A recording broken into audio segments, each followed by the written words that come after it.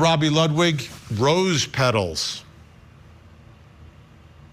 So fascinating. So when I hear the story about Hughes, whose background is interesting, he came from a family where there were many adopted children from Russia, and he took a strong role in caretaking for those kids. So it makes me wonder what his feeling is about mothers or mothers who can't show up as mothers.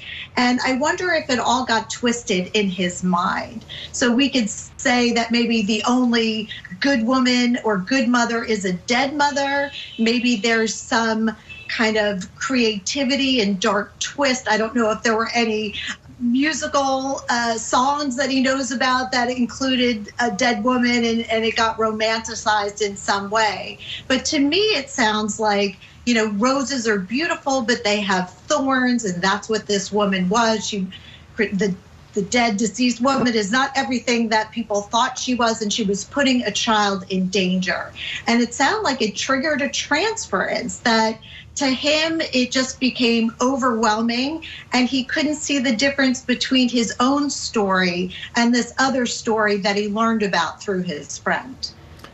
That's so interesting. And if I put together what both of you are saying, it's starting to make a lot of sense to me in a story that doesn't make sense, right? You've got this young man who's obviously very gifted, but his mind may work different ways, but he grows up taking care of his adopted siblings, and now meets this little girl who knows all about the music and this very sophisticated palette for music, and he believes she may be being abused in this home.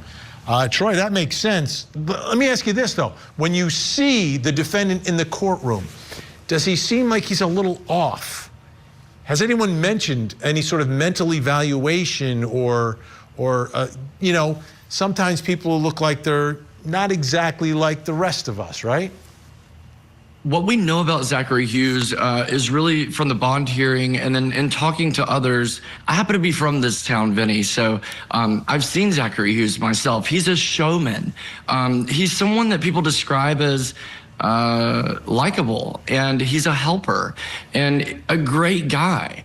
And many see him that way. And can two things be true at the same time? So I think there's this fascination about who he is, and can he be this violent character? But Vinny, the evidence so far has been very compelling. And so I think that Zachary Hughes is this, the looks on his face, you know, what I'm getting is sometimes he's a little arrogant.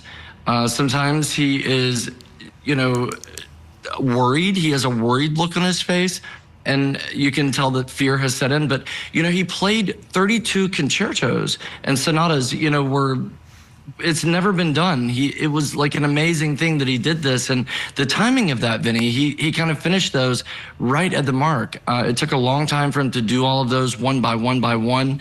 And when he finally finished them, the climax seemed to be this murder. Unbelievable. Troy Stiles, Dr. Robi Ludwig, thank you.